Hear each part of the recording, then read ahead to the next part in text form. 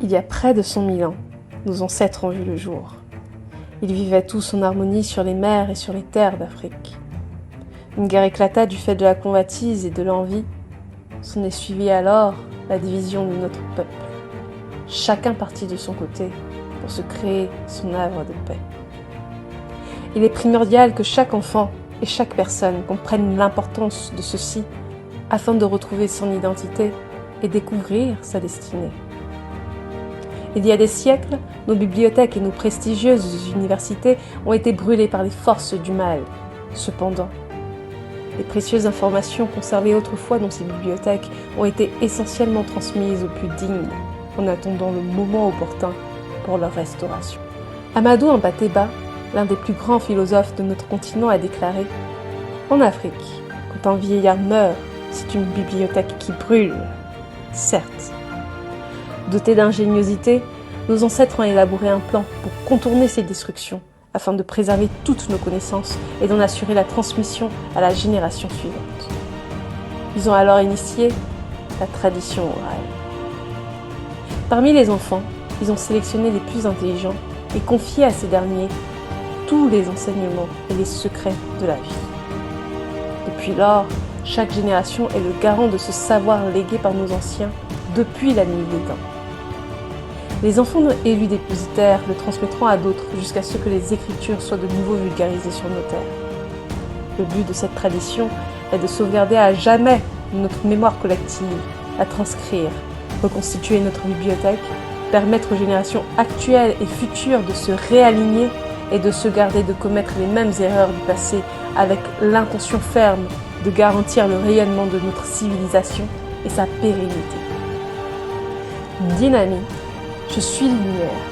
C'est le nom par lequel je suis plus connue. Vous aurez l'occasion de me découvrir.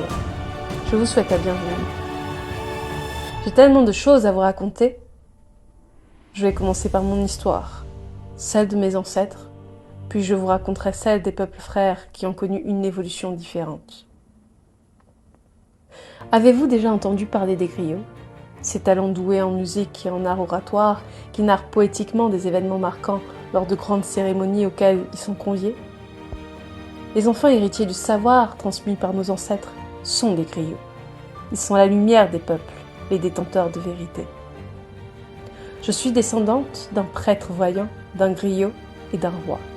Et la prophétie raconte qu'au moment où un tel être viendra au monde, ce sera le signe qu'il est grand temps de restaurer notre histoire.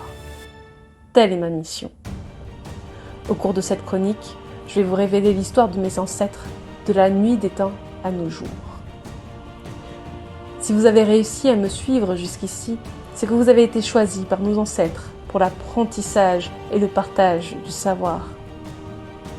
Cette vérité à propos de mes anciens que je dévoile au grand jour vous permettra d'avoir une meilleure connaissance de vous-même, d'être en état de pleine conscience sur le présent et d'avoir les outils pour mieux définir notre avenir commun.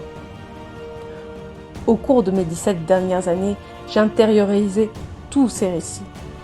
Maintenant que tout est reconstitué par mes soins, le moment est venu de restaurer tout ce qui a été perdu, afin que chaque enfant Alkebulan puisse se retrouver. Prêt ? Merci de prêter toute votre attention. Mon peuple est celui connu aujourd'hui sous le nom des Évés. Quelle est son origine ? Qu'en est-il de son parcours ? Qui sont les grandes figures de ce peuple ? Nombreux sont ceux qui pensent que les Évés sont originaires de Nanché, leur capitale historique, et que leur grand roi est Agonkoli. Mais ils se trompent. Avant Agonkoli, d'autres ont existé.